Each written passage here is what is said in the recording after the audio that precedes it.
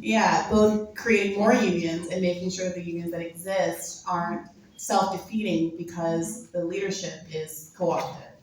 Oh, absolutely, yeah. We absolutely need to grow the union movement. And in fact, it brings up an interesting point. Like, there are sometimes it will happen where workers are in a union and genuinely want to use the union as a fighting organ, want to improve their wages, want to win a strong contract, but then when they have, unfortunately, as it is a business unionist type leadership, and also, there are differences, and I think some of what Ben was expressing was it's not all just the exact same flavor in all the union leadership. There's some variations, but for the most part, I think the phrase that Chris used really fits, like, this in some shape or form. What you have for the most part is union leadership that sees its role as being junior partners to the bosses, and so they have that instinctively has them present a conciliatory approach towards the bosses rather than saying, "Oh, we have all these members; they need to be mobilized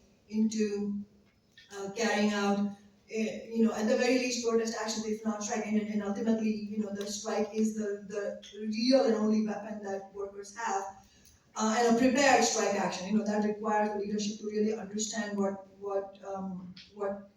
that it's not just about calling for a strike, but preparing a powerful strike in the first place. But sometimes you can see workers who want to do something. They come up against this major obstacle of a leadership that is not willing to fight for them and alongside them, and then it could lead to feelings of not wanting to be in a union. We hear workers say, "Well, I don't want to be in a union if this is what happens," and that comes from a genuine place of frustration. And so, yes, we absolutely need to have the strategy that you're talking about, Brianna, which is really be emphatic about the role of the union, union, and also explaining fundamentally what is a union. A union is a way for workers to get organized and work, fight as one unit in terms of, just building solidarity. It's as simple as that. And so without that, what it means is we are all one individuals. And as individuals, individual workers, we have zero power against the bosses. We are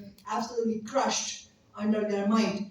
And I think on that basis, there is huge potential to win over working people, especially young people. And we're going to hear from workers who are here. We're really fortunate to have workers here from the KCBG organizing drive, which is easily the most inspiring thing happening right now.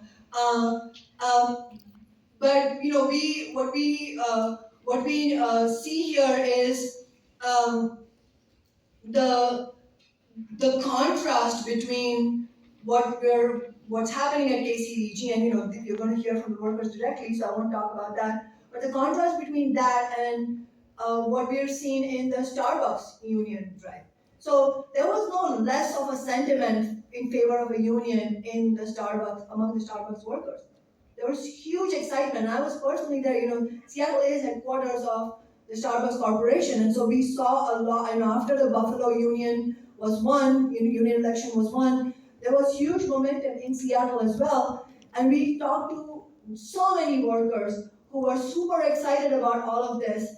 But what was missing, and this is not the, we don't blame rank and file workers for this, but the strategy that the Starbucks Workers United leadership came with, unfortunately, that does not work. And it's now, and we were having that debate with them at that time, and time has proven that it doesn't work. And what is that strategy? The strategy is refusing to go on strike, refusing to use a fighting approach overall. Literally, when they would write letters, public letters to the bosses, they would say in solidarity. You don't sign a letter to the boss saying in solidarity. So that itself is an indication of a fundamental misconception of the um, built-in adversarial character of the relationship between bosses and workers. You can't have a union leadership looking to find unity between the greed of the bosses and the needs of the workers, and hope that strategy is going to succeed. Going in the ABCs of organizing, if you want to win, is to understand that there is an adversarial relationship between bosses and workers. And so, with that, with those basic elements of what it means to organize workers, with those basic elements missing, unfortunately, what we have seen now at this point, and this is by no means some fatalistic position, I'm just stating facts, is the strength of the union drive has really gone down, and no contract has been won. And the corporation at this moment has the upper hand. And they've also just because of their stores, they're organized into stores, they were able to also use various union busting tactics like literally shutting down stores. And so our task is not just to point out what the problems are, but our task is to imbibe the lessons from what hasn't worked and also understand what needs to be done in the union movement as a whole. And so I think it's the lessons so far that we have from ACBG are going to be very important for us to hear. And then I'll just end on this point. It's all of this is of extreme consequence for us. Also, not only because of the organizing in Amazon, but also because of what is coming, on the horizon in this summer, is the contract battle at UPS.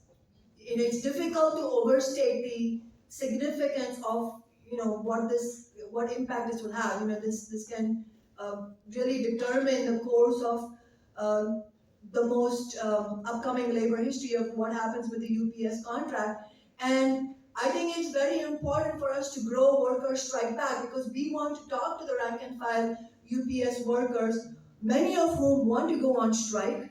And there's a new reform leadership that has been elected, but rather than just just sort of put our faith in the leadership from the sidelines, we want to engage with the workers and understand how we can win. And part of it is also just organizing around concrete demands. And that was also another thing missing in the Starbucks union. And I think Ben made a very important point, is that there's a reason why many of the business unionist leaders don't take up concrete demands, is because it puts them on the hook to win something. And they always say, well, we don't want to do this because we don't want to promise workers. That's the wrong approach. I mean, first of all, yes, you do have to be accountable. So you do have your neck on the line, and you better have your neck on the line, because you say you represent workers, so you should be accountable. But it's also not a one-sided process, in the sense that